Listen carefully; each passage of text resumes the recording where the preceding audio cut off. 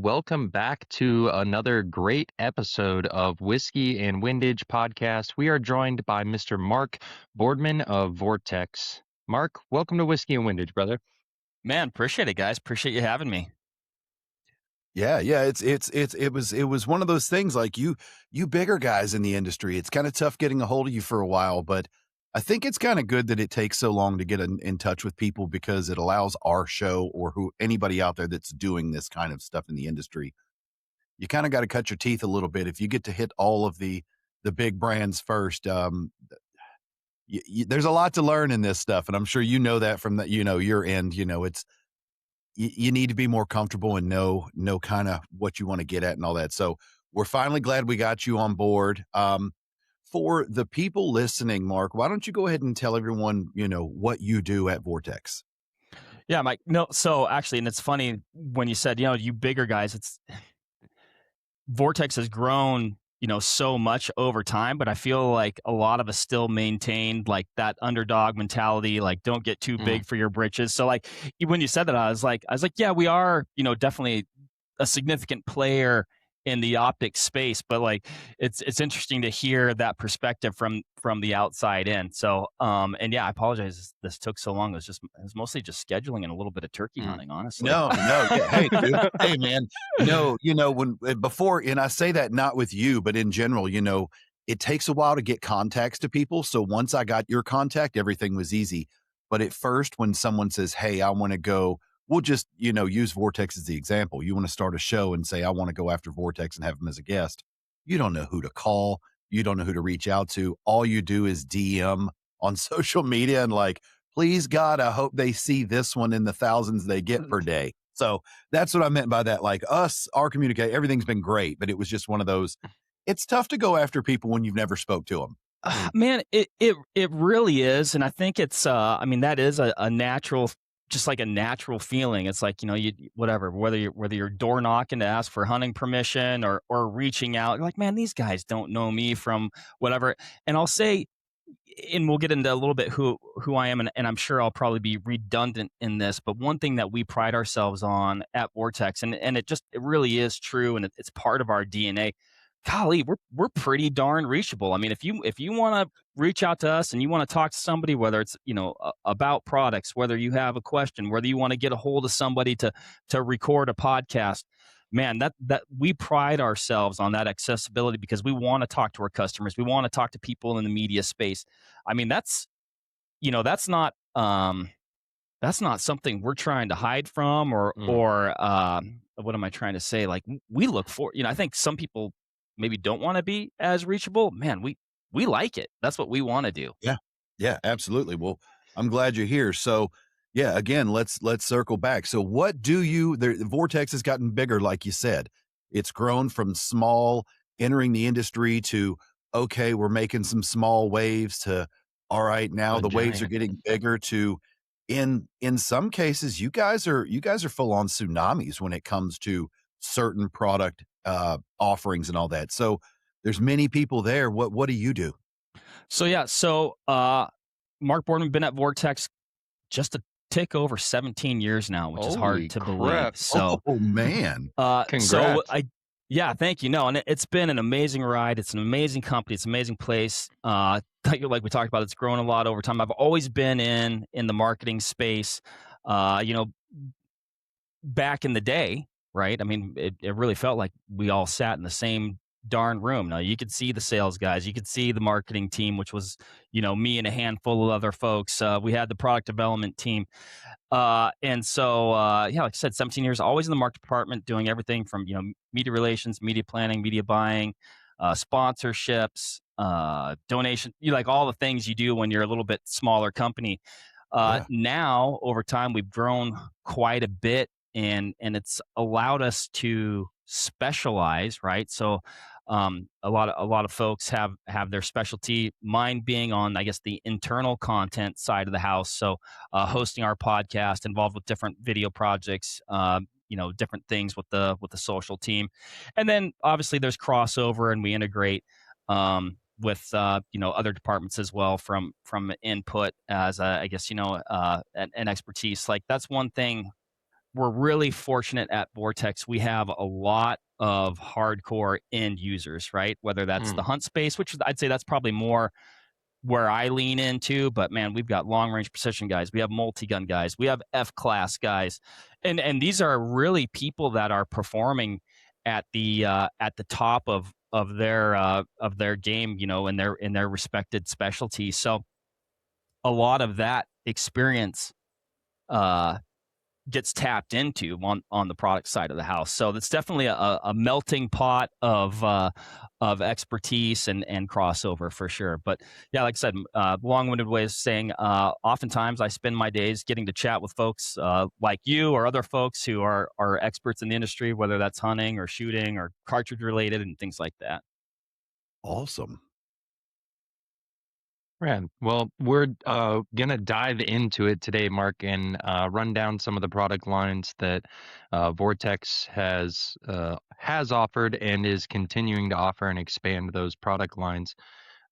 Before that, Mikey's got our first segment for you. When precision matters, trust the tool that delivers. The Wheeler Pro Series 100-piece fat wrench kit brings unmatched control to your bench. With torque you can trust and 100 purpose-built bits, it's the all-in-one answer for gunsmiths, builders, and perfectionists. Whether you're mounting optics or dialing in fine details, this kit hits every mark. Clean, confident, repeatable. No guesswork, no strip screws. Just pro-level performance in your hands. Upgrade your bench with Wheeler Tools. Don't forget to use code WHISKEY10 at checkout to save. Vortex Optics is an American manufacturer of premium optical equipment designed for hunting, shooting sports, tactical applications, bird watching, and outdoor recreation.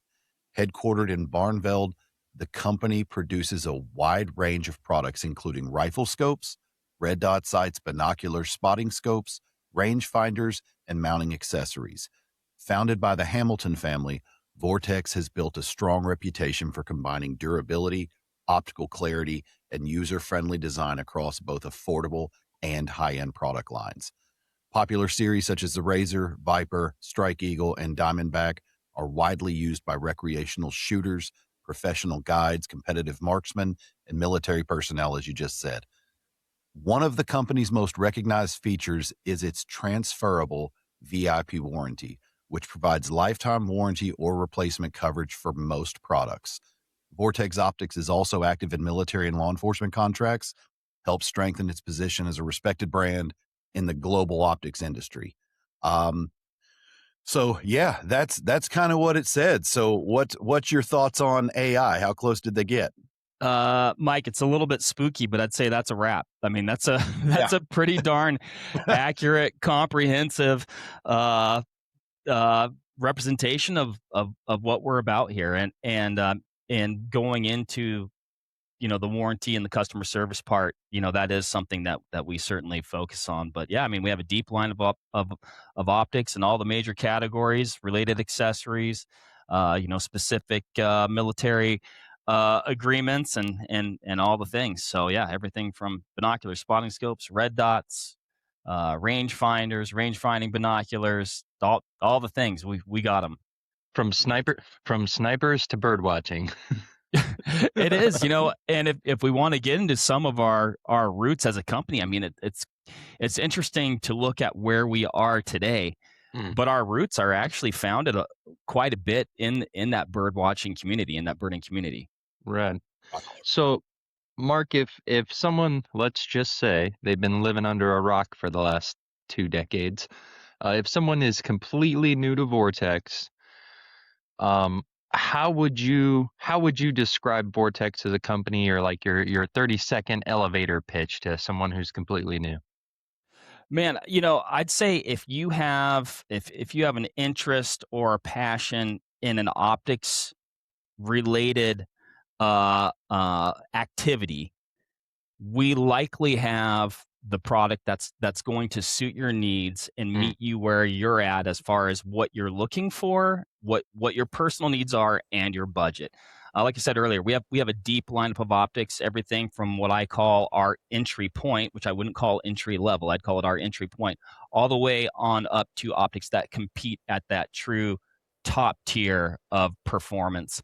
We talked a little bit about the warranty and the customer service. I mean, we have great products. You can't get to where we are without having high quality products that are giving the dealer as well as the customer an incredible value and incredible performance. But we do, our superpower is really our customer service. We want, if you're a Vortex customer, we are going to take care of you. And we're interested in the long game. We're interested in customers for life. So when I say we want to talk to you, we want to help you out. And then obviously we have the warranty. Hopefully you never need it, right? But it truly is a lifetime transferable, no fault warranty. There's no paperwork to fill out. It's for the lifetime of the product. It includes products that have electronics. There's really no fine print. There's a lot of great warranties out there that look good on paper, maybe a little bit more difficult to execute, and we really pride ourselves on that execution and going above and beyond and providing an experience where the customer, no matter what, feels taken care of and supported. Yeah. And I find it interesting because typically when we put our shows together, you know, Matt and I always discuss like, hey, for our analytics, for our algorithms, for the social media monsters, we need to talk about the star of the show. We need to talk about the top of the line product first, the stuff that everybody's wanting. But I truly think that the the superstar isn't in the spotlight as often as you guys would probably like it to be, and that superstar is your customer service. You know, when you look at other manufacturers in this industry, we'll just stay in the firearms industry, whether it be guns, optics, gear, you name it. You guys you were the first one that I had heard of that pioneered this no questions asked lifetime warranty. Maybe it had been done before, I don't know, but I think that's key. So, how has the customer service and the warranty um, played into building trust in the brand for your customers? Hey, regardless if you paid a couple $100 or a couple $1,000, we got you. Yeah, and I think executing on that, right? Actually doing what you said you're going to do has built that trust, right? And I can talk about it all I want, but if you buy a Vortex product and we're talking anything, right? I mean, we've had some pretty wild stories. We've had people have negligent discharges, shot their spotting scope. We've had house fires. We've had dogs that say, you know what, that binocular looks like a chew toy. I'm going to gnaw on that thing. It doesn't matter how it happened. We're going to take care of that customer. And I think even to this day, I mean, we get handwritten letters from folks that they'll say, hey, I have 10 Vortex products. I've never had to use the warranty. My dog got into my hunting kit and it chewed up my binoculars. You guys took care of me straight away. Like, I'd heard about it, but I didn't believe it, and now I believe it. And that person goes on to tell that story, right? Like I said, I can tell you that story, but when that person tells that story and has that experience, that's powerful. And they're going to tell their friends about that experience too. And like I said, I hope you never have to use the warranty, right? I don't want you to be without your product ever.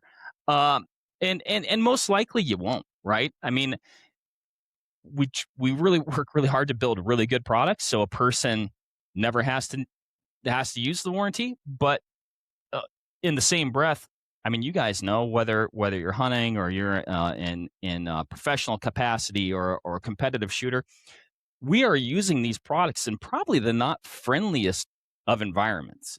No. Oh no. Things can and do happen, and there are those crazy like outlier things as well.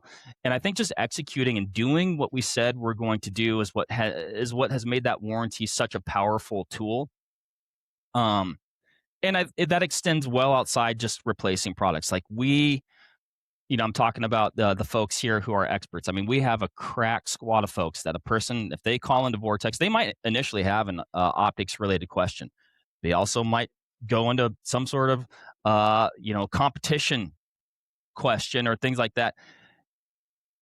the guys downstairs, they're not limited, they're not like, well, you've been on the phone for 10 minutes. You need to get to that next person. However long it takes to serve that customer, they're empowered to do that. And like I said, it may not even be optics related. It might not, at least on the surface, directly be a person will like, well, how's that going to result in a sale? Well, because we're treating other people how we want to be treated. I think that's one thing. For a long time, you'd talk to people from other companies, or they'd be like, man, what's the secret sauce, right? What are you guys doing? Is it the marketing? Is it your sales team? And I'd say, yeah, those are all really important things, and we work hard to do those things really well. But by and large, it's that golden rule of just treating other people like I'd always be like, I don't want to oversimplify, but we're really just treating other people how you'd like to be treated. Your workspace matters, and the Tipton Best Gun Vise 360 doesn't play around. Built for serious shooters, this vise locks down rifles, shotguns, and ARs with zero movement and full control. Tool-free adjustments, rock-solid clamping, and a 360-degree rotating cradle give you access from every angle. No shortcuts, no compromises. Whether you're building, cleaning, or dialing in, this vise was made to keep up. Tipton Best Gun Vise 360. Built to hold, built to work.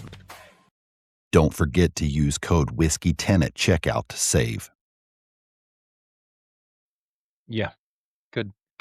It's been a solid approach. I will say that personally, I have used the Vortex warranty. No fault at Vortex. It was definitely my fault. But the Diamondback Tactical that I've got on this rifle now, it was on a bolt gun for a long time, and I had it on the tailgate of a truck, and I knocked it off, and it fell scope down and bent the tube, and no problem at all. It was just like, hey, Vortex, I made it. Oops. They're like, here's your return label. They looked it over. They're like, we're not fixing this. Sent me another one in the mail, and it really was. When you hear stories about the warranty, people are like, oh, it's this good, but then when you actually have to take part in that, it way too easy. They didn't. It was etched Vortex on it, and that's the only thing that mattered to the customer service team, and it was really cool. It was good experience in taking advantage of that warranty. And like I own a couple of Vortex, and I will always be a Vortex customer because of that. No, I appreciate it. And yeah, I mean, that's an awesome example. And like that was an instance where it's like, yep, we're going to replace this item, right? I will say, like, our repairs department, those guys can take a binocular or a rifle scope down to its smallest screw and put it back together. So if we can repair it, we're going to do that. But if we can't, we're going to replace it with a like good. And that goes to, like, maybe we don't make that product anymore. Okay, well, we're going to find whatever's parallel in the lineup right now and help that person out. Right. Yeah. So you guys go ahead, Matt. I was going to say there is quite the breadth of product family, Mark. Just running down some of those families, we've got Crossfire, Diamondback, Strike Eagle, Venom, Viper, Razor, and I'm sure I'm missing something in there. But for somebody who's new to Vortex, can you give us a brief rundown of the difference in those families and kind of why they're segmented out like that? So yeah, a lot of it comes down to price, features, performance, things like that. So like you said, our entry point, and some, depending on the category, it may or may not have that tier of product. But our Triumph series would be like our entry point. So we have a Triumph Red Dot, we have a Triumph Binocular, we have a Triumph Spotting Scope. A lot of them retail actually like around the $99 mark. And I'll be honest, guys, when I heard we're going to come out with like a $99 binocular, I said to myself, I'm like, I don't think this is a really good idea. How do we do that? Yeah. How do you do that? Is it going to represent Vortex well? And actually, like, I guess I'll talk about the binocular specifically. yeah, it way outperforms, like it outperforms this price point. Like it's pretty incredible. So that would be, our entry point, 10 by 42 binocular. Up from there, like I said, we have that in the red dot series and a rifle scope series. Like the rifle scope predominantly like, hey, if this is going to be like a rifle scope, it's good for hunting. You want to do some Midwest hunting, things like that. Then you would go to the Crossfire series, then the Diamondback series. Again, oftentimes you have the Diamondback tacticals that you're talking about there. So you've got some additional features built in there. So like a Diamondback rifle scope would be like a 3-9, a 4-12, like your typical like Midwest cap turret hunting rifle scope. Then you have the Diamondback tacticals that have some additional features. You've got turrets for dialing, things like that. Maybe a little bit more detail in the reticle. Then you get into the Venom series, which is again actually a really high performer. You're and all the while you're increasing in optical quality, things like that, features. Venom rifle scope, purpose built for doing long range stuff. Exposed turrets for dialing, things like that. Viper series, that's more on the hunt side of the house, but I'd say, and I'm talking about rifle scopes, but you have it in binoculars and rifle scopes. So there's a lot of consistency across the different categories as far as like the price and the name. So then you'd go and get in the Viper series. In the rifle scopes, for instance, that's really what I call that upper mid tier of performance, and actually the optic, they do really well. That is for sure like a sweet spot of price and performance. You're getting a ton of performance for your money. You got everything from let's say a 2 to 10 all the way up to a 5 to 25 first focal plane. Exposed turrets for dialing, zero stops, locking turrets, more detailed reticles in some of them. So very versatile for the hunt side of the house, which I think I'm sure you guys know. A lot of these quotation mark tactical features have migrated into the hunting space over the last, 10, 15 years. And then you get into the Strike Eagle series. That's more on the quotation mark tactical side of the house, where you've got low power variables all the way up to, optics, rifle scopes that, again, exposed turrets for dialing, first focal plane, locking turrets, zero stops, and reticles that are purpose built for long range shooting. Up from there, you're going to get into the Razor series, which I'd say by and large, that's exactly right. That's the exciting stuff, right? That's the good stuff. Yeah, that's that good. But again, a lot of those same features that we talked about, but that's your alpha class, top tier.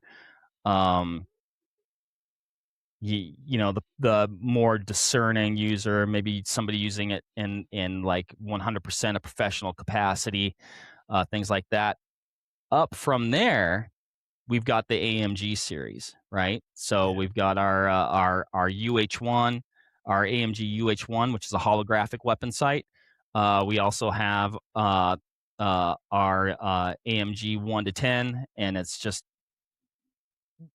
that's as good as a low power variable can get. I mean, it's the shortest, lightest, optically superior, bomb proof, made in the USA. Like it is as legit as it gets. And that AMG series, I will point out, like, so those are in the Vortex lineup, those products are going to be made in the US. Yeah, dude, that's awesome. So something that I have had to change in my vocabulary is I'm typically a guy, when I look at something and see, $99, $199, instinctively my words that I always use is, dang, that's cheap. I don't mean that as a knock on the product quality. I mean like cheap for me to afford. So if at any point during this podcast I say cheap, and I don't think I will, but if I do, just know that's that's what I'm meaning behind my word, not poor quality.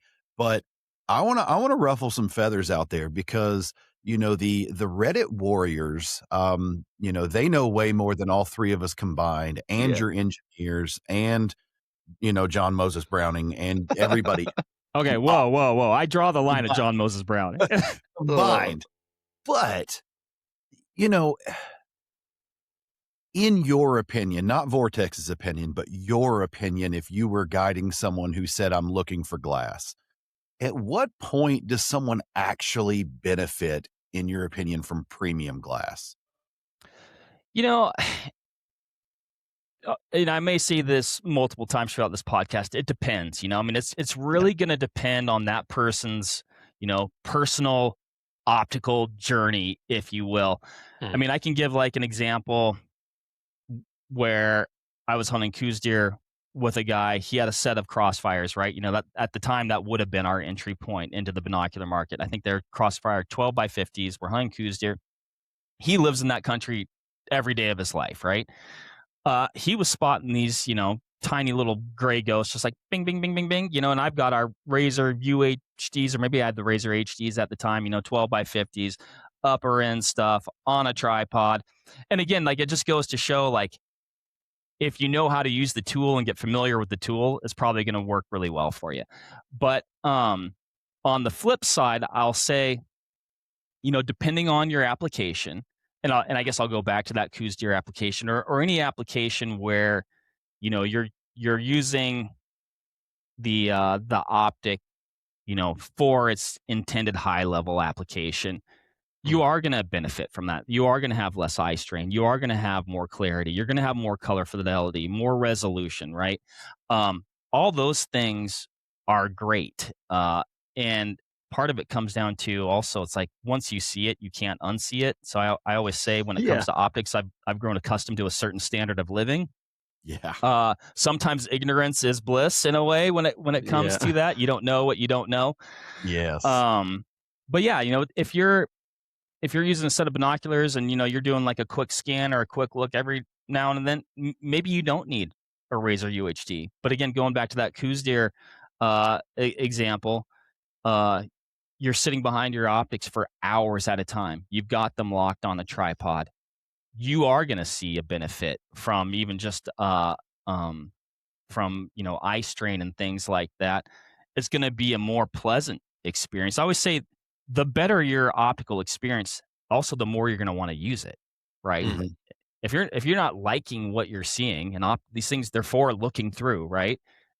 You're not going to want to use it as much. It's not going to be as fun. You're not going to be as successful. So, I'll say also with that, you like, take an optic that's $500 mark, or a rifle scope that's around the $800 mark. Those are the types of things that I say that sit in that sweet middle ground, where you're getting an incredible amount of quality, performance, features, right? I mean, you're bumping that top tier performance, but without that top tier price tag. Right. When you go up and get to that top tier alpha class type stuff, you are paying a lot more, I'd say, for like less of an incremental increase in performance, if that makes sense. So, when you go from $100 to say $500 or $800, like, you've got, I'm using It's my a hands big here. jump. I'm there. So we'll scale it down. But, then that gap between, like, let's say that the $800 mark and the $2,000 or $3,000, $4,000, like, you're paying a lot more for less, if that makes sense. It does. And I kind of tell people, when people ask me about glass, and I've got some really high end glass, and I've got some medium quality glass, and I've even got some low quality glass.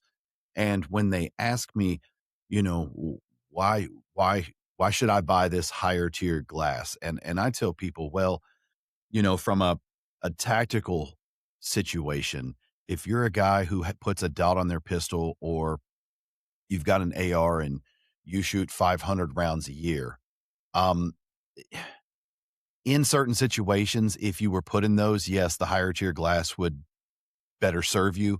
But for what you're shooting, you're going to be just fine at the entry point.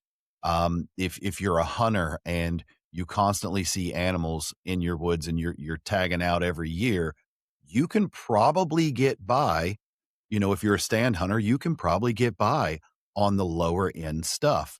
Now, if you're a guy that's walking and shooting over a canyon and got to find these things, hiding in the trees or, all of that, the higher end glass can help. And also, if you're one of those guys that wants to shoot because the animals in your area or what you're tracking in that area is moving earlier in the morning right at sunrise, that Mm. getting that extra that higher optic quality is gonna allow you to, it's gonna brighten everything up and let you shoot a little bit earlier, as long as you're still doing it legally, but you're gonna be able to shoot a little bit earlier, or later in the evening compared to, "Oh, I gotta wait 5, 10 more minutes for the sun to get up a little higher so it can light my eye box." Yeah, sure. And I mean, that comes down to maybe it's even past shooting light, right? But if you Yes. have an incredible set of, maybe you're running a set of Razer UHDs, right?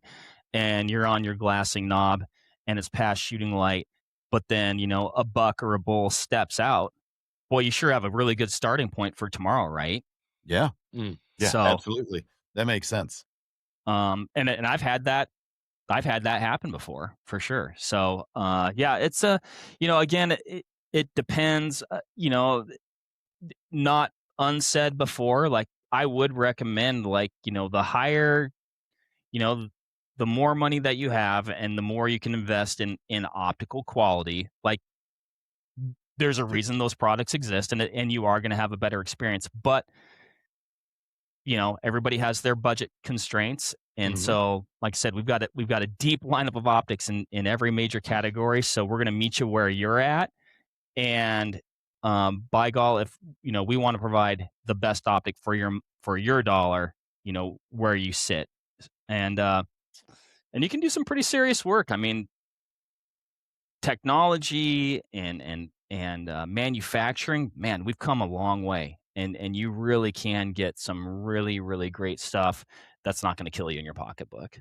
Yeah. When precision matters, every detail counts.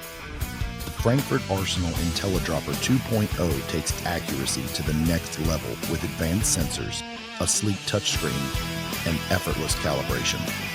Whether you're fine-tuning or loading in volume, the IntelliDropper 2.0 ensures confidence in every drop. Frankfurt Arsenal, precision starts here. Don't forget to use code WHISKEY10 at checkout to save. I seem to remember, and again, I'm not that old, but I've been around and shooting for a little while. But it seems to me that a long time ago, you had a couple of choices like real high end optics, and you were talking about those big legacy brands everybody knows, the German stuff, the real high end U.S. made stuff, um, and then you basically had like Barska, or like it almost seemed that there was almost no middle ground, right? You either were way out here or way down here. And then Vortex came to market. You start hearing more and more about them, and they seem to start right there in the middle and offering a really high performing optic for a great value proposition. Um, and it just took off. And I would say from an outsider's point of view, it seems that you guys claimed almost a lion's share of the optics market pretty quickly. um, what what categories really helped propel Vortex into an industry leader, and what is the fastest growing optic family you guys are offering, and I guess what brought you here and what's growing the best right now? So yeah, I'd say what brought us here initially would have been like binoculars, then spotting scopes and things like that. Going back to the early days, pre me being at Vortex, one of our first products that we came out with, again, it was geared more towards like the observation, birding, hiking market, right? It was a yellow compact binocular called the Twister, that had a compass in the top that if you sat it on a flat surface long enough, it might find true north. I always like to say, some people say the guy that bought that twister is still out there. You contrast that to like something like the AMG 1 to 10 or the M157, which is an optic that we have an agreement with the U.S. Army, which is, I mean, that thing, and that might be fun to talk about, but I mean, it is truly a Star Wars scope. I mean, at its core, it's a 1 to 8 low power variable, but it's got onboard rangefinder, onboard atmospherics, onboard ballistic solver, onboard IR laser and vis laser, I think. And then it's got what we call active reticle. So essentially, you use the reticle as your aiming point to laze the target, and then it will project a dot in the field of view, anywhere in the field of view. You're not limited to a reticle or anything like that, and it really is put the thing on the thing and pull the thing, and your impact is going to go where it needs to go. I don't suppose you guys have that in the Diamondback line yet. That is not a Diamondback. No. And so the cool thing about that optic, though, to my knowledge, is there's really nothing in there that the consumer can't have, right? So I would, long term, hopefully, I just speculate, don't quote me or anything like that. Like, just seems the way things go. Like, you can see some trickle down. Right now, though, for us, we're obligated to, the Army and fulfilling that agreement. So all of our focus is there. So I guess that kind of shows a little bit of the timeline of where we started, where we're at. Definitely a heavy, binocular focus initially, but I'd say one, our retailers were like, hey, this is great. Like, we're selling a lot of your binoculars, but you really need to get in to rifle scopes. Like I said, this is many years ago. And it's like, okay, let's listen to these people that, these guys are selling, and it really does stand to reason when you think about it, particularly like, I might need one set of binoculars, but I might have 20 rifles, right? So even by a number standpoint, it makes a heck of a lot of sense. So yeah, we got into rifle scopes with like our Diamondback and Viper series. Shortly there, and Crossfire series. Shortly thereafter, we added the Strikefire red dot. So we got into the red dot category. Now we have the Strikefire tube, and it's still, I mean, it's still very similar to the original. It's a heck of a red dot. Always has been. And then I'd say, you said what was a tipping point, and I'd say one major product series, and it would be in the rifle scope category, would have been the original Viper PST series. And I don't know if you guys remember that. I remember the PST.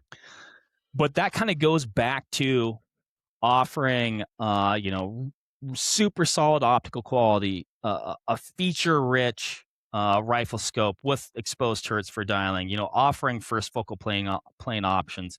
We had everything from a 1 to 4 to a 6 to 24, right? So depending on a person's application, they want these types of features, but they can get an optic that's going to fit their firearm, the platform they're putting it on, and what they're going to do with it. But it did all these things at a price. It did all these things really well, but at a price that was more within reach of the common guy. Because you can look at something like like our current Gen 3 6 to 36, right, for a long range optic. It's unbelievable. I'll put it up against anything that's out there, but it also comes with a pretty hefty price tag. So again, that sweet middle ground of that original Viper PST put a lot of these features that really were only available at the time in an optic that was that true top tier, pretty uber expensive alpha class within reach of the common guy. And he goes, man, I can get that too. And that was that optic, as well as, and again, at the time, this would have been more of an alpha class optic, but it would have been the Razor HD 5 to 20 by 50. It had a 35 millimeter tube, tons of travel, exposed turrets, zero stop, things like that. And so compared to the PST numbers wise, that scope didn't it would definitely volume wise, it wouldn't have sold as much, but it was definitely a showpiece and an example of our capabilities and what we could do. So it was. I always say that Razor HD 520, it sold a lot of PSTs at the same time. Yeah, I could see that. I could see that. So right now, if you could put your pulse on, the Vortex pipeline, which one is the one that's pushing out the hardest right now? Which line?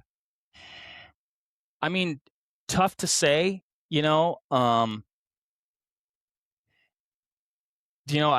think honestly, the more from a volume perspective, you've got your Diamondback type stuff, your Viper stuff, your Venoms, your Strike Eagles, and then red dots, right? I mean, red dots are a huge category. They've really infiltrated every genre of shooting. Back in the day, it was like, oh, I have an AR-15, so I think I'm going to put a red dot on it.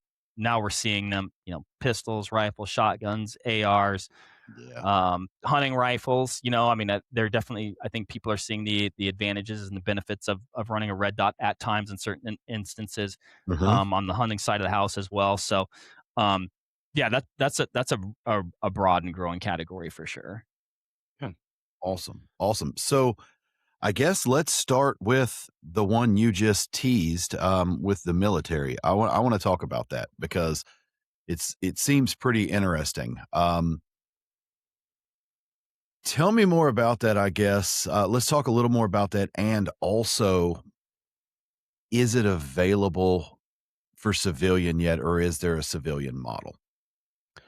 So yeah, I mean, I probably don't have too much to share outside of what I already did, but I mean, it really is an optic that it really is incredible. The it's got several patents. It's got technologies that before this rifle Yeah. scope, like it didn't exist before, and now it exists, right? So, that's really cool for Vortex. We are, um,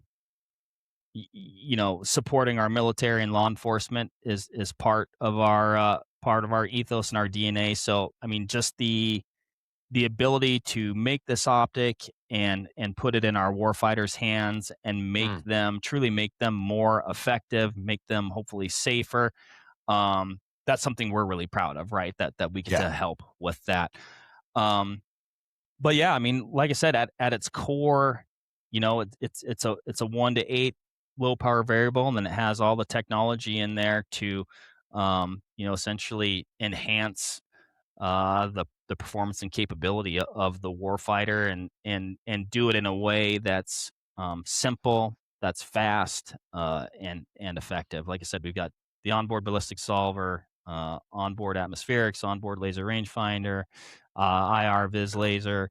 The active reticle is obviously a huge piece. Mhm. And yeah, we've got we're really fortunate here at Vortex. I call them the secret squirrel smart kids, but man, they did an insane job of developing that scope, and yeah, we're really proud of that, and what we're able to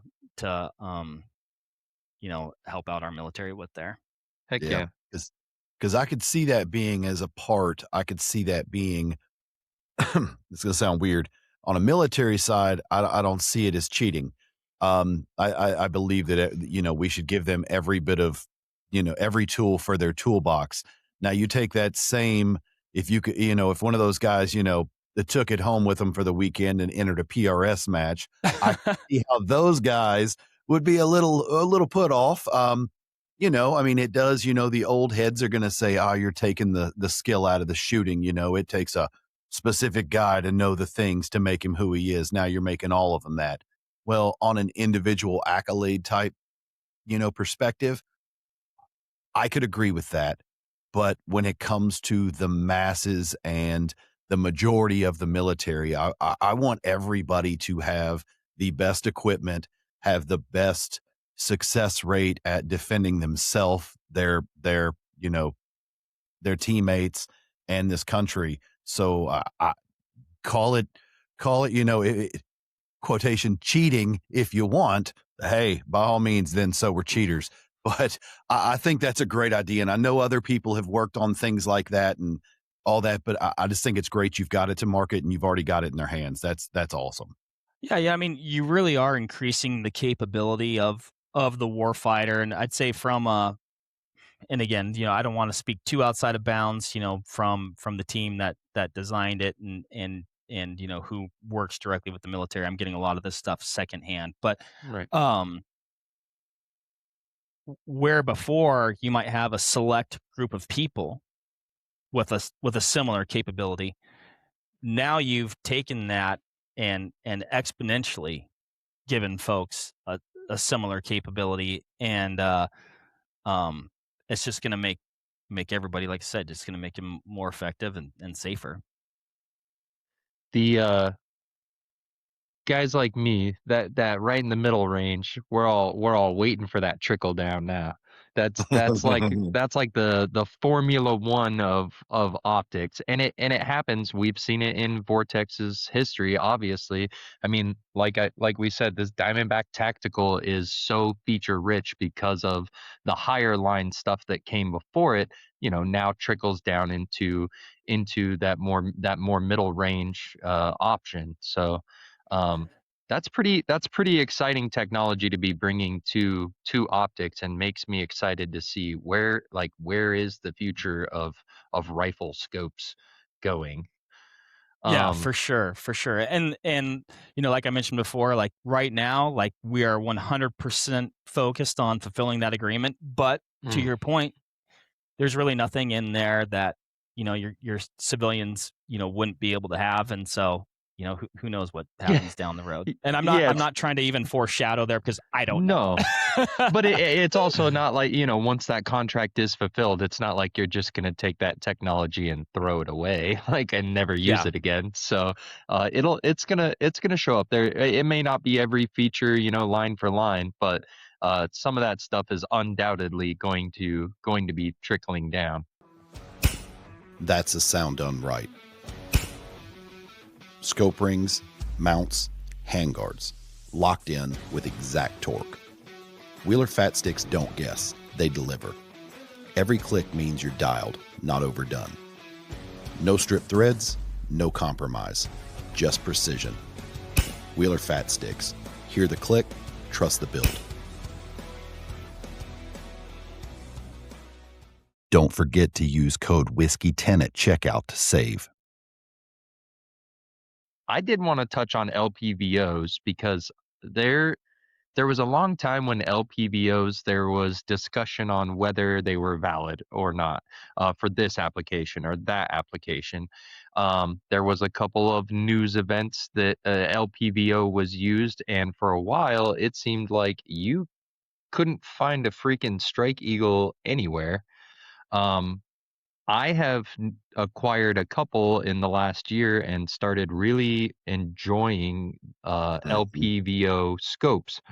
Um, and there seems to be this resurgence, I don't know, 2025 on into 2026 seems to be a lot of optic companies are trying to make a more compact, nice, tight little LPVO, starting at 1 or 2 or 3, and then moving up to 8, 10, 12, and that seems to be an expanding portion of the optics market. Um, do you think that Strike Eagle kind of helped change the LPVO market, or maybe kind of made a path for other companies to follow suit and take advantage of that as well? What do you think about the LPVOs right now? I mean, I think they're an awesome, incredibly versatile solution for a lot of applications. I mean, we see them a ton on ARs, and really the ability to go from a true 1x for Mm. your close quarters type shooting, doing stuff really fast, competitive shooting, things like that, multi gun, but also go to 6 power, go to 8 power, go to 10 power. You think of like even some optics in the past that were a fixed 10 power, and that was the Mm-hmm. go to, Yeah, right? that's all you It's like, get. Yeah, it's like, well, let's go. How about we go from 1 to 10, right? How about we go with potentially a first focal plane reticle that on 1x it functions ultimately like a red dot with illumination, but then when you crank it to 10, you have, a more elaborate reticle, a more data-rich reticle with more reference point for long range shooting, spotting impacts, making corrections, things like that. So you can do I think their versatility is key there. And you see it, on the hunt side, dangerous game type hunting, Mm, where you might need, it could be and oftentimes is a closer quarters engagement. Um, you want that rapid target acquisition, but you also might need to extend your range at the same time. So it's yeah, they're just so versatile. I think they just become an obvious solution. I'd say for a person who maybe will that firearm will be serving multiple roles too. mm. The And versatility, or go ahead, sorry. I was gonna say, I'm sorry. I said the versatility I think is the winning factor. Like you said, with the aluminum reticle, illuminated reticle, it's almost like a red dot. You can shoot them both eyes open, heads up. Um, do you think that that's going to continue to be a very competitive segment of the optics market? Yeah, I think so. I think so for sure. And I think, you use that Strike Eagle example. I mean, those are super solid LPVOs. I mean, they do an incredible job. But again, and I'm just going to be like a broken record here. They sit in that sweet spot of price and performance where you're getting Mm, a ton of optic for your money. And I think for the person who's like, well, there's sometimes where I need a red dot, but there's sometimes where, I might want to extend my effective range. Um, it really fits the bill without really a ton of compromise. mm, Mhm. Yeah.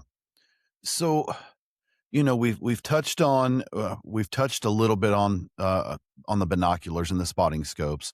We've touched on some of the lineup and the features that come in the rifle scopes. Um, let's kind of talk about some of these pistol dots. We've briefly mentioned them, but you know, you guys seem to, and I'm going to allude to this in another question when we get to spotting scopes, but you guys seem to have cornered a market on making a durable pistol optic that is also affordable.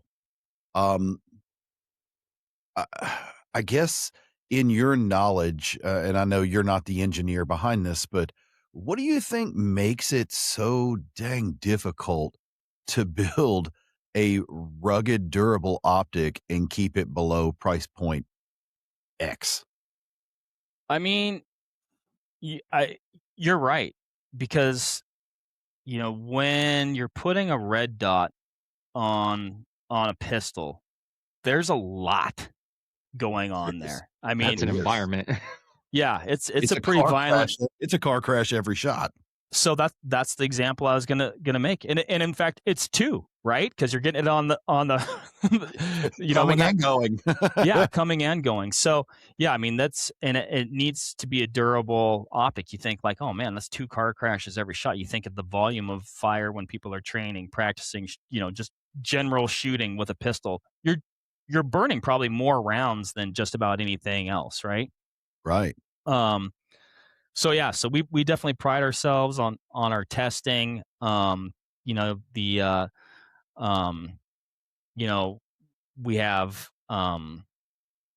live fire testing. We have a recoil simulator. We have things that have the engineers have done a really good job of calculating that recoil impulse and knowing what it is and how to simulate it. So, take for example like our Defender Red Dot series where we have an open emitter as well as closed emitter versions. Um, those things have been run through the ringer. I mean, they have been run through the absolute ringer, and they really are phenomenal dot. And we have dots that are I guess again like tiers below that, but those Correct. defenders they are certainly a standout in that world for sure. Do you think, Mark, again, just more of your industry perspective, do you think that, two questions, I guess. First, on a handgun, do you think that iron sights are becoming the backup, like they're becoming the less common thing? And then also the market turning towards closed emitters. Is that the future of red dot? I mean, you know, Good question. in general, I'd say yes to both of those questions, right? Um, you know, an example I'll give is, this is not that many years ago, but we have our edge training facility right here. So Okay. we have a indoor 100-yard range. We have a dynamic indoor 50-yard range. Some other ranges as well. We got a 25, predominantly pistol stuff goes on at the 25, but so we used to run classes where one of them was a red dot specific class. Like we had our general pistol class, but then we had one specific for red dots. Hmm. Over time, we just have a pistol class, and We if a just person have a pistol class. and if a person shows up with irons, like they're the outlier now, Yeah. right? Yeah. And I'm sure you guys see that in manufacturing. It's like you look at the array of pistols that are available on the market right now. They're coming with, slides specifically cut to put a red dot on. Yeah, it is the norm. It is not the exception now. The dots have gotten so good, and what they give a person as far as speed, accuracy, consistency. There's just no question that they're an absolute game changing advantage. And yeah, I think that's going to continue forward on the open versus closed. We offer both. Mhm. I think overall closed is probably what the market is, leaning towards. Personally, I don't want to say, I think it might be less a big deal than some folks make it out to be at the same time. Mm. There definitely can be advantages to both. It's more difficult optically to make a closed emitter optically or closed emitter system optically good. That's one thing. Again, that's a standout of those Defender and closed red dots. They did a phenomenal job with that, and a lot of that has to do with just the location of the emitter. Mhm. It's got a shorter focal length in a closed system. Uh, they're both really good. Depending on a person's use, application, what they're doing, I would make your decision based on that. But yeah, I'd say, yeah, I mean, I'd say the market in general probably leaning closed there. Yeah. Mm. Yeah, I can see that because for the listeners, if you're not familiar with how the red dot optics work, in most cases, think of a projector TV. There's a beam in the back of the optic down at the bottom, and it projects it up towards, the glass, and it displays that reticle. In some instances, if you're a flat range guy and you're just shooting and it's average. Odds are you're not going to get anything in there, dirt, dust, debris to clog that thing up. But in some cases, if you're running things like the tactical games, or you're doing something little run and gun, laying down in the sand, in the dirt, in the mud, there are instances where stuff can get in there, even a little leaf, and it kind of either block that beam, and I've had that happen, or it distort that beam. So with that enclosed emitter, I think it's more geared towards a duty use. Mm. Yeah, it looks cool on every pistol, but if it's something where, it shields everything from the rain, it shields it from the dirt, the grime, yeah, you still may have to put your thumb in there or something and clean the front window, but it keeps all the electronics protected and safe. So I think on a duty use, it's almost a no-brainer. It doesn't have to be the standard, but it definitely does have an advantage. Well, and like in the case of those Defenders, I'll add on to that. It provided the real estate to have put a small solar panel on the top, so then you have some additional functionality built in Oh, there yeah, as well. So that makes sense. So I want to ask, because we're talking about because we're talking about emitters. How does the AMG work into the model lineup from some of the others? So yeah, the AMG UH1, I think even on the website it might be lumped into the red dot category, but it's actually a Yeah. holographic weapon sight. It's a really cool optic. It's definitely one of my favorites.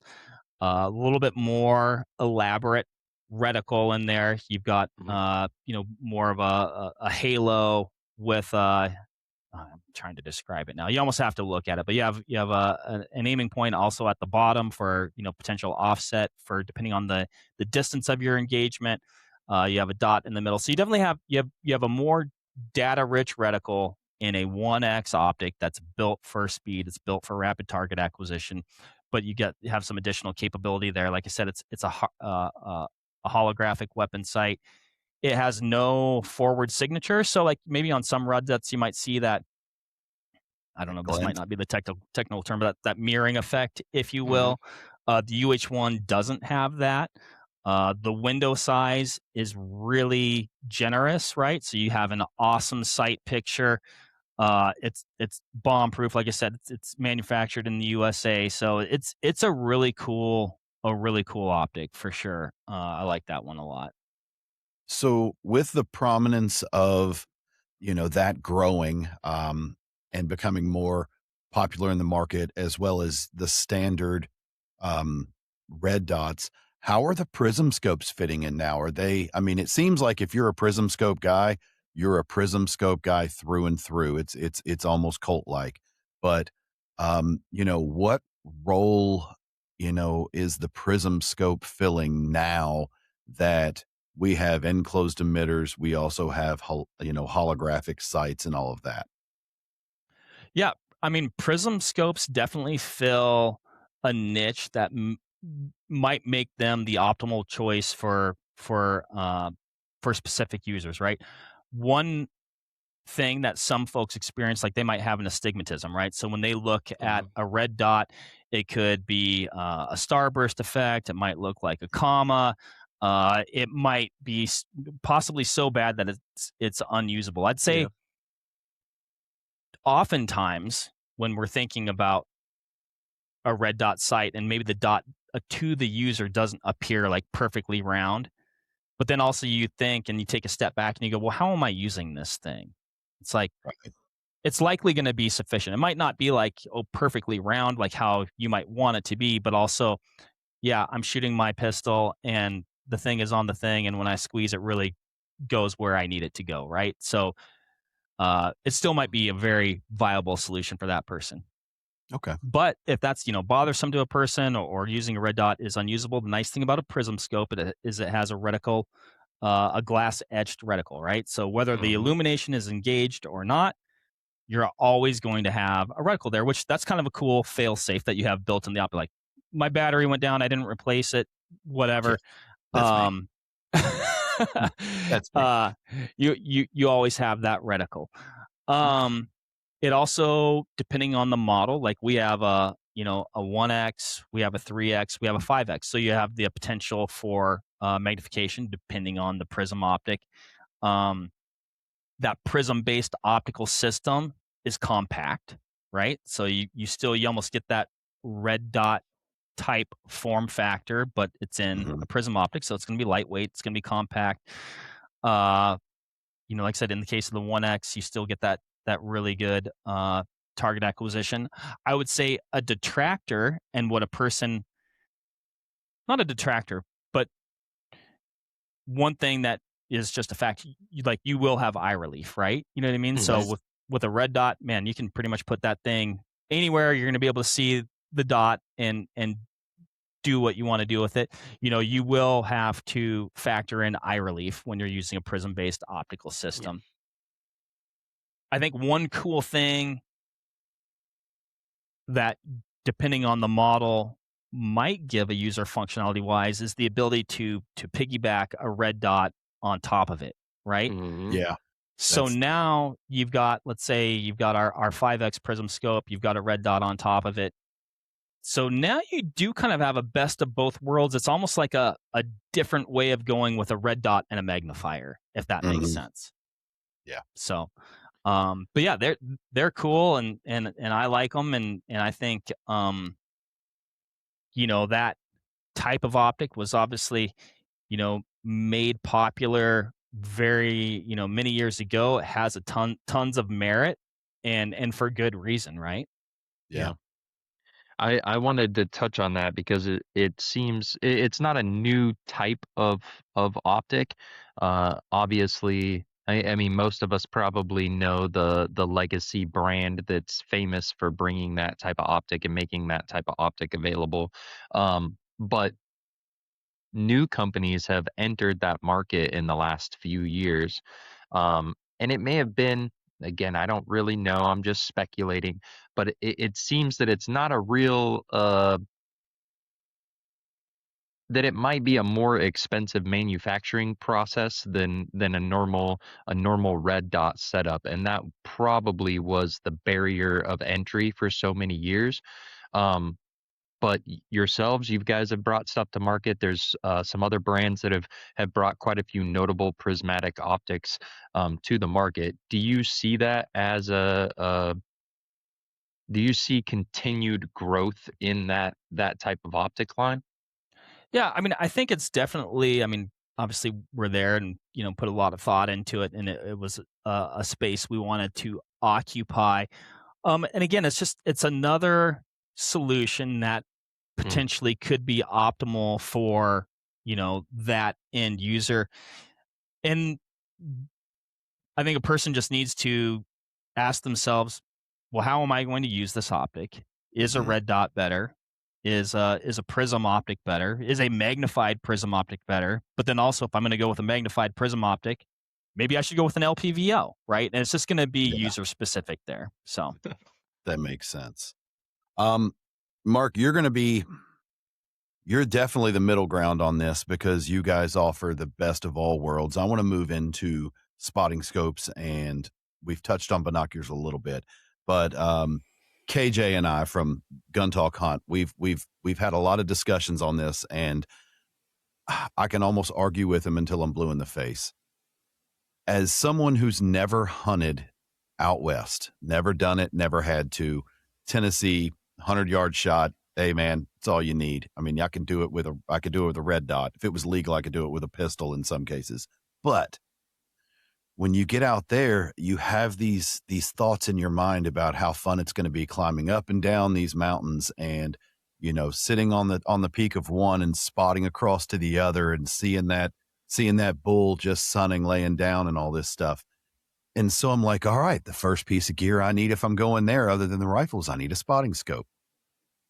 Why is it that, in my experience looking as a consumer, other than you guys, everything is either $1 million and the weight of your average price spotting scope, or it's $100 and it's 27 pounds. Like, when it comes to spotting scopes, there's really no, other than you guys, there's really no medium. And if I'm looking for a good spotting scope for that application I just talked to you about, walk me through what you would recommend to me without me wanting to break a bank.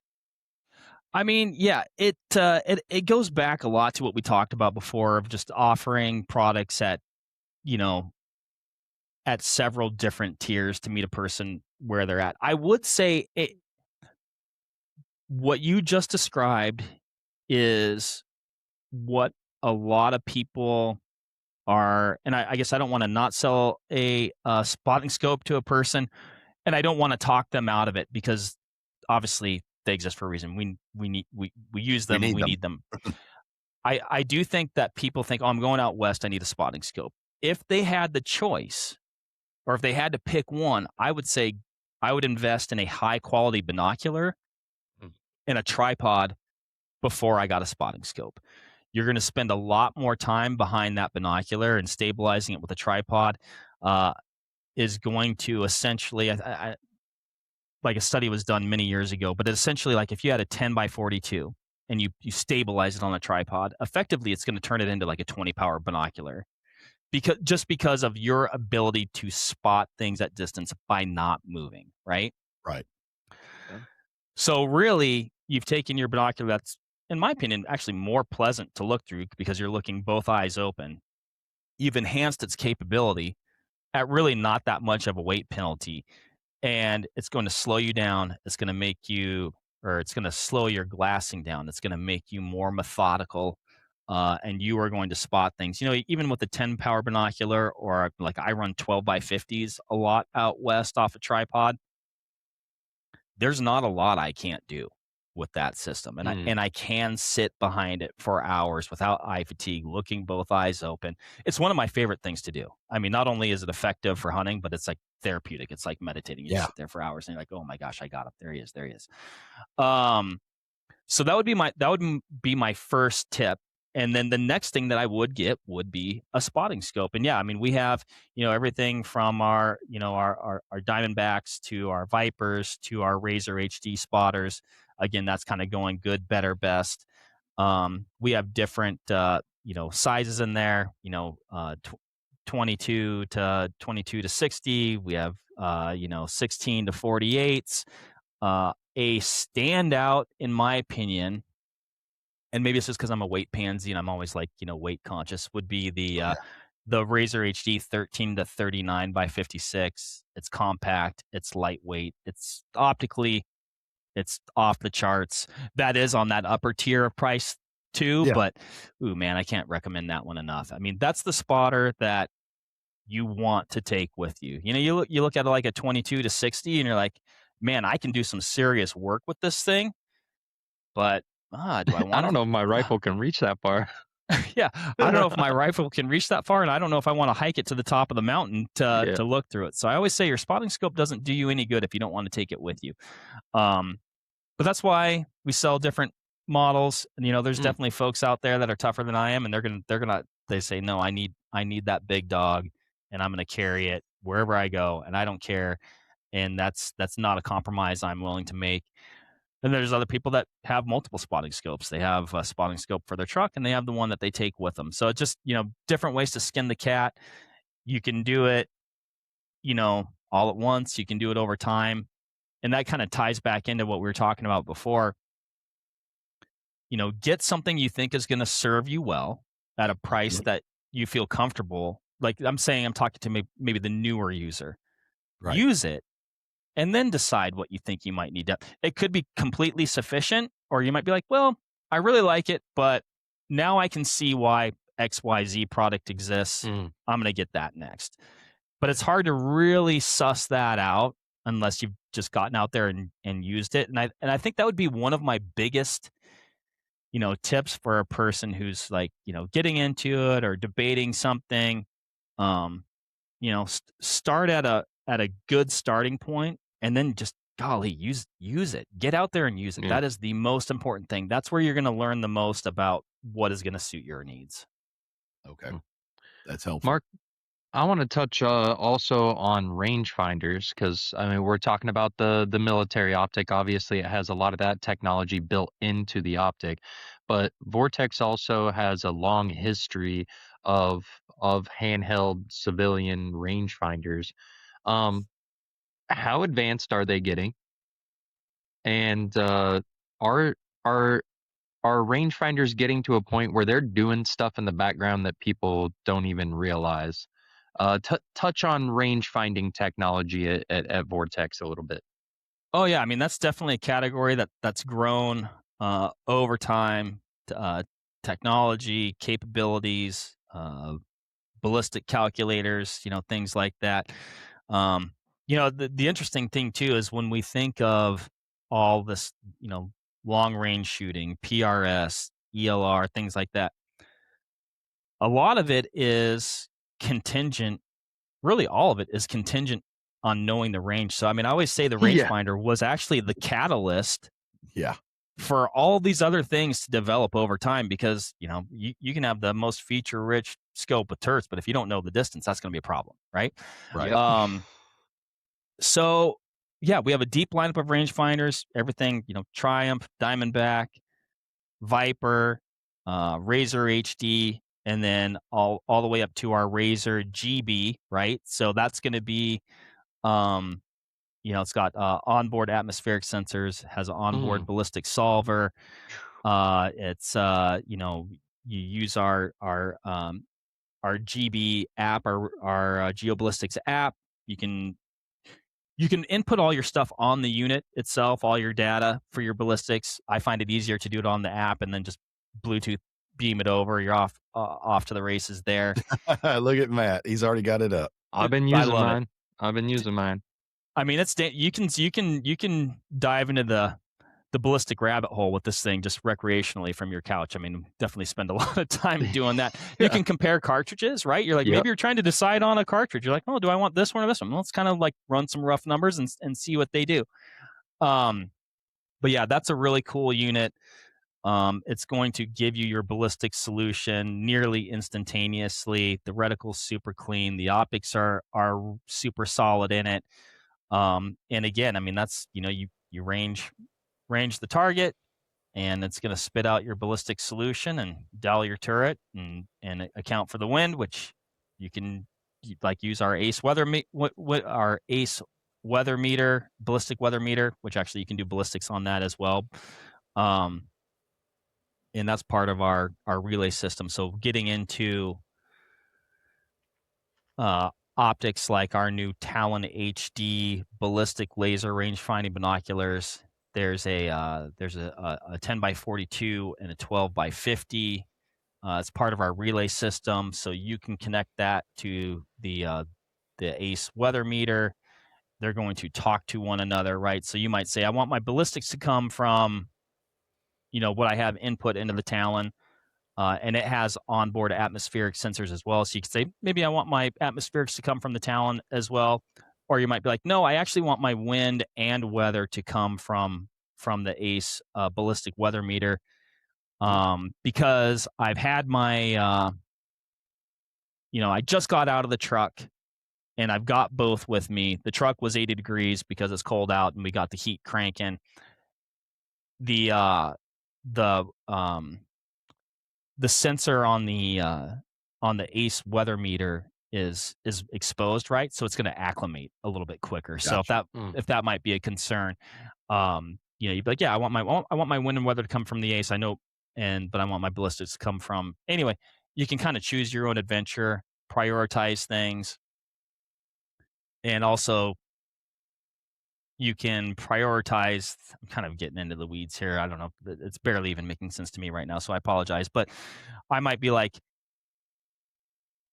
you can prioritize it to where like, well, but if I don't have my ACE connected, then my weather is going to come automatically from the Talon itself, right? So you're not going to have to be like, oh, shoot, I don't have this. Now I need to change something. You can kind of prioritize your order of operations and which piece of kit you have engaged.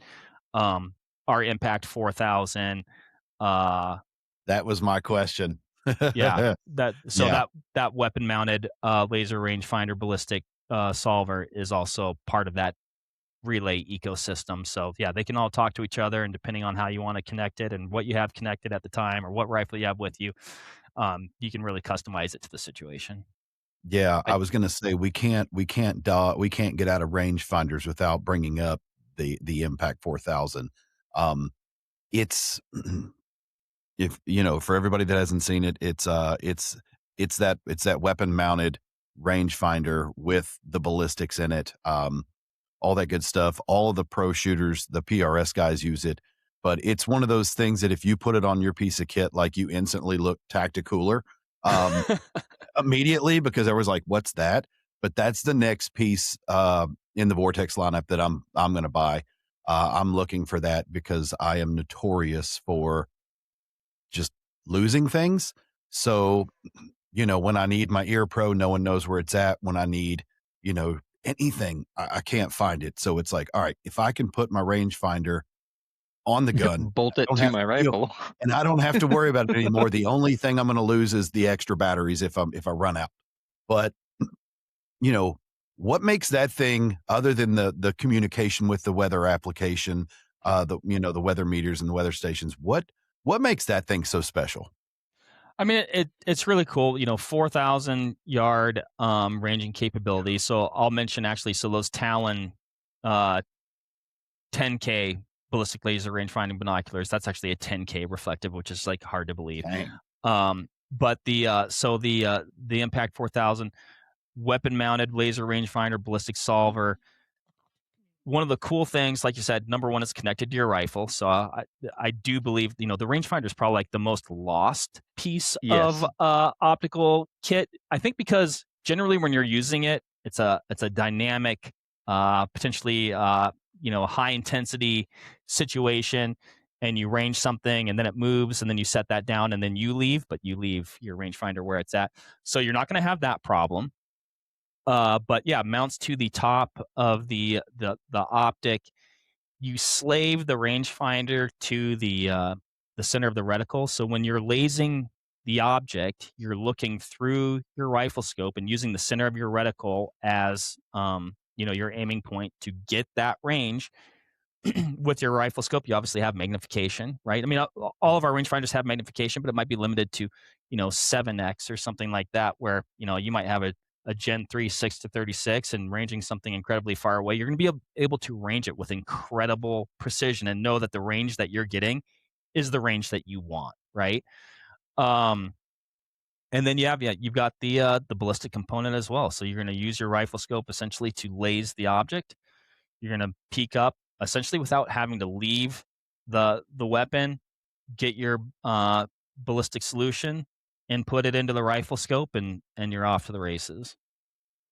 Heck yeah.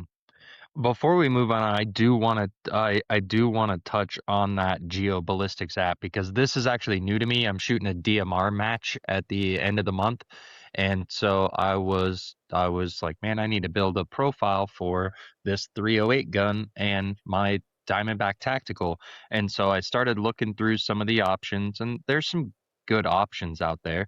But because I'm using a Vortex scope, I was like, let me try out Vortex's app. And you build a profile. I got velocity data, but this app knows every freaking reticle that Vortex has ever made, and every scope. And it really was a plug and play solution. Something as simple as like, hey, I just need some holdovers. It is showing me on the reticle where my holdovers are, and I went out and proved that, and it was very, very accurate. It also gives you, if you want a dial, it's going to give you the dials. You can slave all kinds of stuff to your scope and to the app via Bluetooth. It can be as simple or as complex as someone needs for their ballistic solution. And just in the couple of weeks that I've used it, I've been really impressed. I don't have any other information or any other device to gather atmospheric information, and it does a pretty legitimate, a pretty good job. I matched it up with a friend had a Kestrel on hand, and I was just using the information from the satellites, and it was pretty pretty darn close, and was able, with a, a fairly budget AR-10 and a middle range scope, like within zeroing 20 shots, I was able to step out 100, 300, 500, 700, and 1,000 yards. So I did want to give a little praise on the app because it's new to me, but it's great. I freaking love it. So if you're shooting Vortex stuff, make sure to get your GeoBallistics app set up and a good profile built out for your rifle and your scope. No, I appreciate it. And yeah, it's awesome that you've been using it. It really is a robust, comprehensive ballistic solver.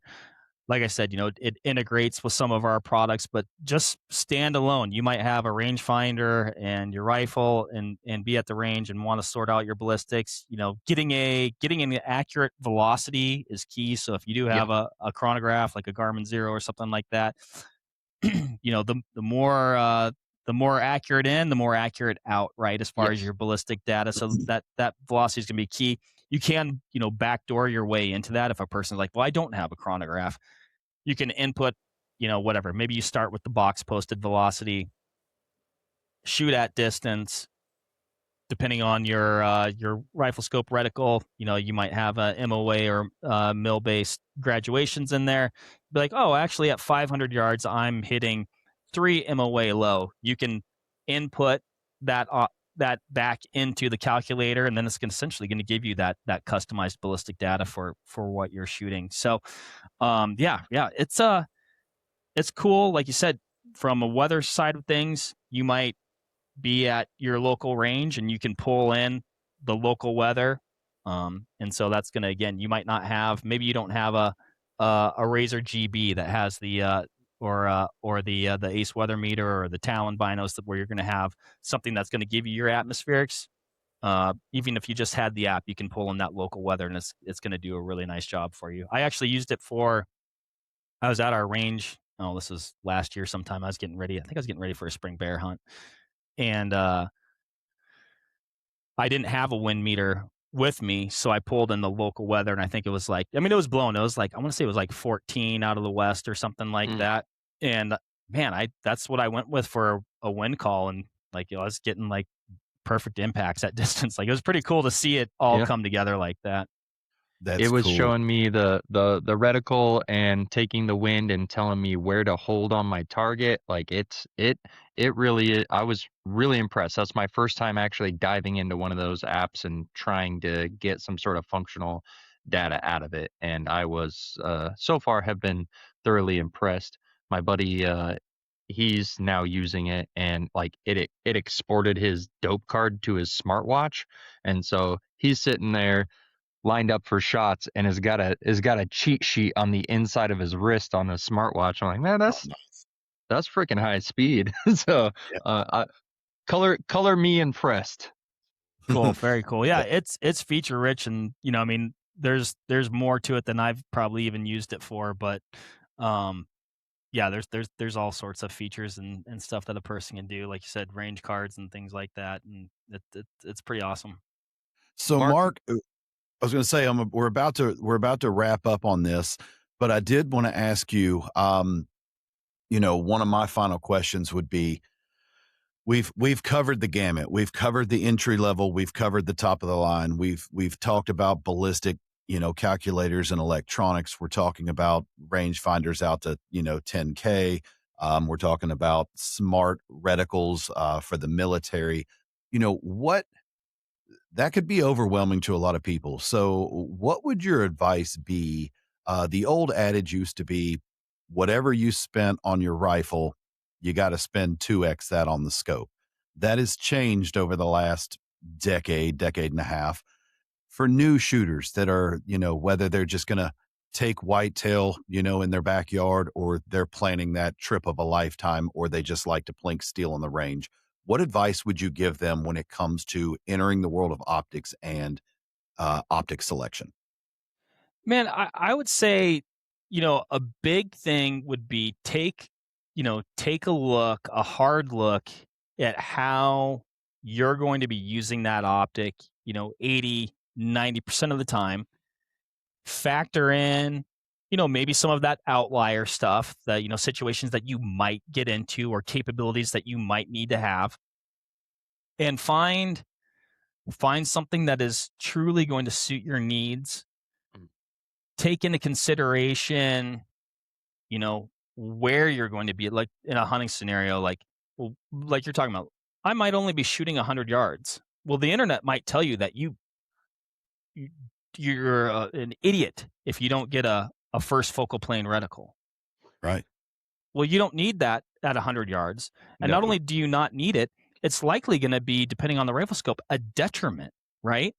So, because, for anybody that doesn't know, a first focal plane reticle, due to its forward placement in the optical system, will appear to grow or shrink in direct proportion to the magnification. So if you're using your X scope, that heck, maybe it goes to 25 because somebody talked you into that, you needed 25 power first focal plane optic, but you're using that 5 power, well, that reticle is going to be fairly small. It's going to be fairly fine. Maybe a situation comes in pretty fast.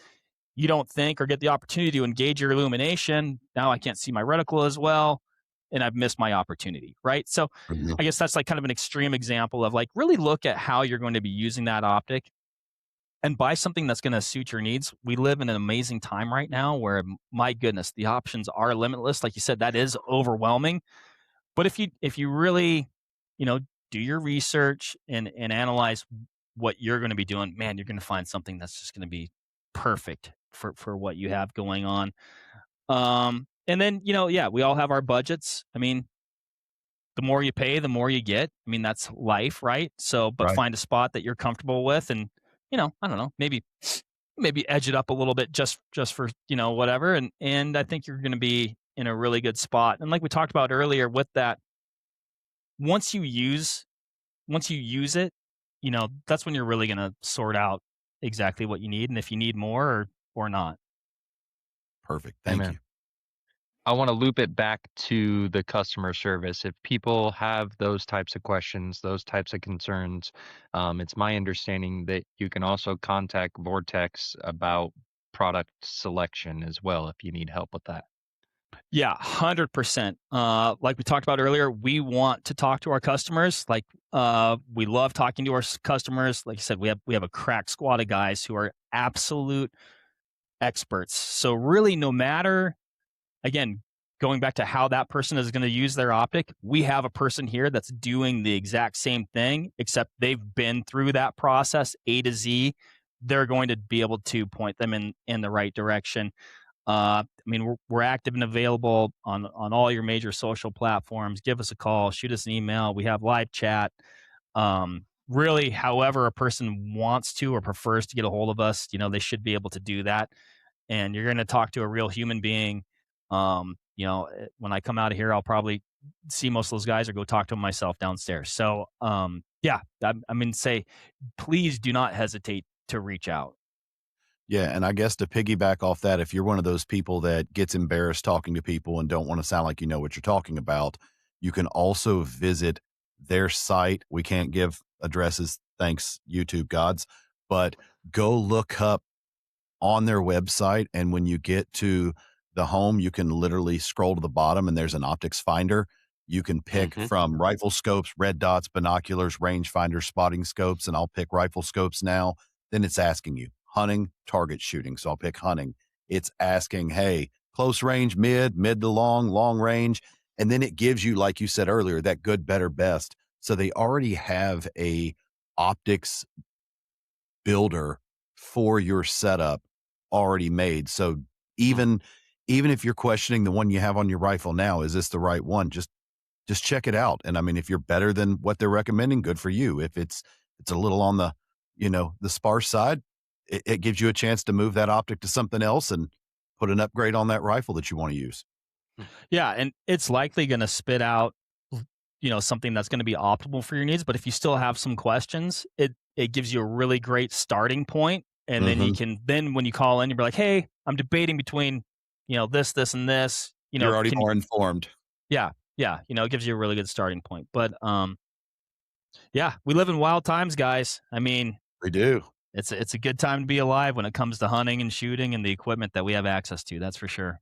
Well, Amen. Matt, he seems to be a hunter, so I'm really interested in this last question. So, I'm Matt, kind of interested too. Um, hit it.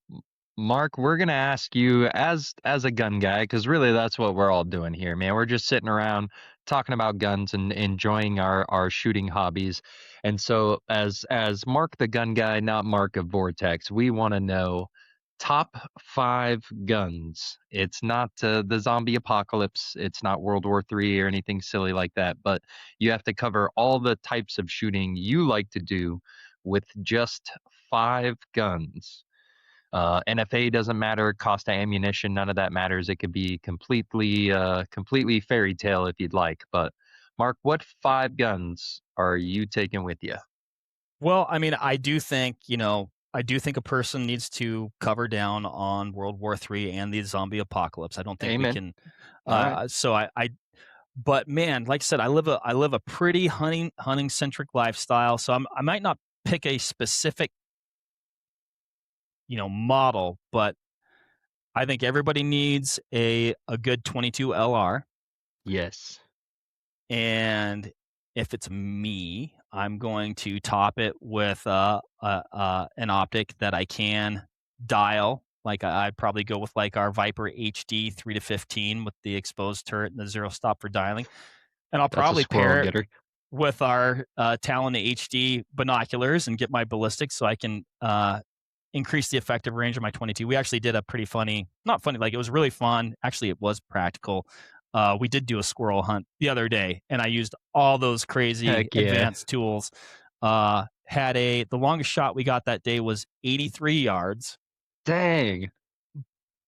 But what was cool about it though, like I had a 50-yard zero on that 22 LR, and at 83 yards, the Talon HDs told me to dial 1.1. So like a difference of 33 yards, and I'm dialing 1.1 mils Thanks, from a 22. 50-yard zero. So that was cool. So 22 LR. Everybody needs a 12 gauge shotgun. That's going to serve multiple roles. I don't know. I might get some hate for this, but I find it to be an incredibly versatile, easy shooting, capable cartridge. I'm gonna have a 6.5 Creedmoor in there for just my general medium big game type stuff. Yeah. And then I'm gonna have a 300 short mag in there for anything that I want to kill in North America. So wait, how many am I at right now? Do I get an extra one? That's 4. Oh yeah, then I have an AR. Yeah. And likely then AR. Likely in 5.56. Also considering where we're going with high pressure cases these days, that's going to be, I think, pretty awesome. Yeah. Mark 6 hates ARC could be kinda pistols cool and though. AKs. Oh my gosh! Wait, I don't get a pistol now. This You is a don't have any problem. handguns. Nope. You don't have any. You got 5 rifles, or excuse me, 4 rifles and a shotgun. Well, Okay. we could take this. We could take the 6.5 and the other hunting rifle, and we could get some sort of hybrid action that he could swap barrels on. So he could make a swap if he needs to. That's one rifle. You made me. Thank you for pointing that out. I'm gonna lose the 6.5 Creed, which that kind of pains me. But then I'm gonna have a Gen 3 Glock 19 or something like that. You can't beat it. Tried and true. Gen 3 or Gen 6? Maybe I'm going modern. I'm gonna go with the 6. Yeah. I got to put my hands on the 6 the other day, and as someone who is not a Glock guy, I was like, I like this new grip and grip angle. I want to shoot one. So yeah, 6 is cool. Yeah. I'm going with the Gen 6 19, or that's tough because I really like the M&P 2.0s too. Yeah. So, but I'm going to have a 9. You're right. I need a pistol in there. The 300 will kill anything I want to point it at. It'll be fine. Yeah. Perfect. Awesome. Well, Mark, we want to thank you again for coming on, Yes. talking to us about Vortex, talking to our listeners, providing them with some knowledge, more about your products, more about your company, more about your warranty and your customer service. Thank you so much for that.